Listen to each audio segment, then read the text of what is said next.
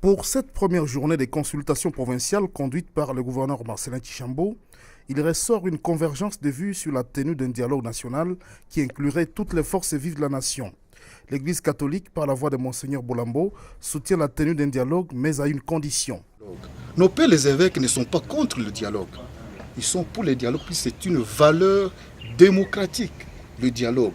Mais quels seront les enjeux du dialogue? C'est ça le grand problème.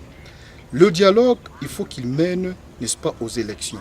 Les évêques sont pour les élections, mais dans le respect du calendrier électoral, respect aussi de la Constitution. Il ne faut pas toucher la Constitution. Si toutes les forces vives de la nation peuvent se retrouver pour parler des problèmes de leur pays, cela éviterait à la République démocratique du Congo de nombreux problèmes, tels le démembrement, a ajouté Monseigneur Bolambo.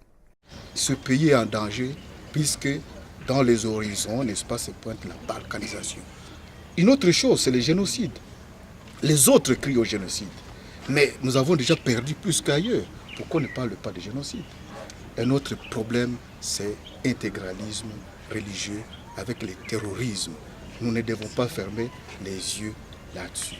S'agissant des élections, l'Église catholique pense qu'il s'y a de procéder à l'enrôlement des jeunes qui, après 2011, ont atteint la majorité. Point de vue que partage l'Église du Christ au Congo, dont la délégation était conduite par Monseigneur Munjo Monelo Siba. Les adventistes du 7e jour et la communauté islamique du Congo ont eux aussi été reçus par le gouverneur Marcellin Tchambo. Ces consultations vont se poursuivre ce jeudi 18 juin. Force est de constater que tous les invités ont répondu présents.